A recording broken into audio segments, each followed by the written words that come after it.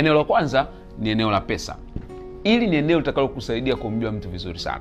Katika eneo hili kuna mambo mbalimbali yanayohusiana na pesa, kwa sababu kumbuka, pesa imewatenganisha watu, pesa imewagombanisha ndugu, pesa imewafanya watu waliokuwa marafiki wa karibu wawe maadui kabisa.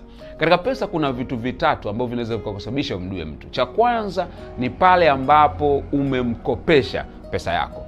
Wewe mwenyewe ni shahidi. Kuna watu wengi baada ya wewe kuwakopesha pesa yako ndipo ambapo mahusiano yenu yalianza kuyumba na yakwenda sawa sawa, kwa sababu pesa huwa inajulisha sana moyo wa mtu na uhalisia wa mtu.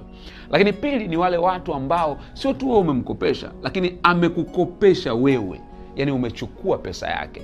Kuna watu uliokuwa unafikiri ni watu wako wa karibu, kuna watu ulikuwa unafikiri ni watu wako ambao wanaweza kukusitiri, kuna watu ulikuwa unafikiri ni watu wako ambao wanaweza kukuvumilia sana, lakini siku walipokupa pesa ndipo ukajua kabisa kwamba hawa kumbe sivyo nilivyokuwa nafikiria.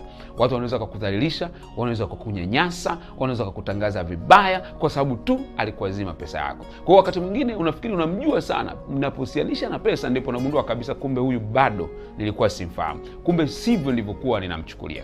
Lakini eneo la tatu la pesa ambao unaweza ukaliangalia ni pale ambapo unampa mtu asimamie, aidha asimamie pesa zako au asimamie kitu kinachohusiana na pesa.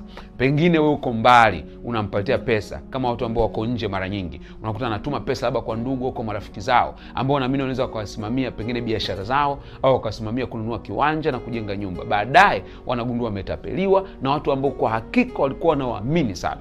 Nyingine ni kwenye biashara, mtu amempa nafasi kwenye biashara yake labda asimamie, au umemwajiri au umekuwa partner wako kwenye biashara yako, lakini pesa ndio inakujulisha kwamba kumbe huyu sivyo alivyo kama nilivyokuwa ninamfikiria.